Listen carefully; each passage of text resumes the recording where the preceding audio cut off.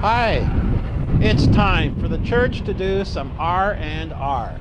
Now, in case you think I'm sending you off to a resort for some rest and relaxation, you should know that I'm talking about another kind of R&R, research and reflection. Since October 2015, 3 series of posts about the church and its environment have documented my own research and reflection on the state of the church today. The question ministry leaders must ask is, what does the new environment in Canada mean for our ministry? In other words, how can we ensure we will continue to advance our part of Christ's mission for His church?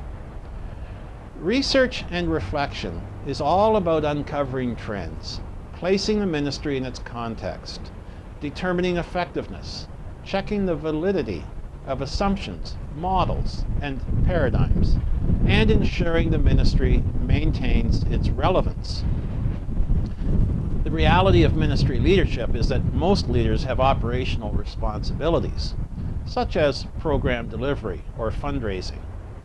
This work is often pressing and urgent. I liken operational work to Google's Street View. When doing operational work, leaders are working at street level, close up to the surrounding world, right where the busy action is. Research and reflection is also a responsibility, but it isn't usually as pressing or urgent as operational responsibilities are. Over the short and medium term, people might not notice that this work is not being done, but over the long term, its neglect could prove fatal. I liken R&R to Google's Earth View. When engaged in research and reflection work, leaders are soaring high above the street, enjoying a bird's eye view of the ministry and its surrounding territory. R&R gives you a different, more objective perspective on your ministry. The challenge for leaders is to carve out enough time to do the research and reflection well.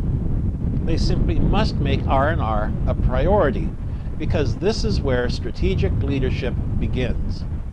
R&R shows how well the ministry is doing and what it must change to continue doing well in the future, given the current and projected social and political environments. The board can help with research and reflection as well. Like leaders, boards may be stretched for time, but they have the primary responsibility for the mission. So they too must carve out time at board meetings for R&R.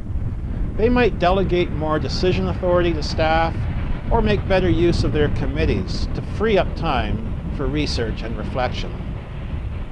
Finally, both senior leadership and the board must spend time allowing the Holy Spirit to reflect with them on the research results.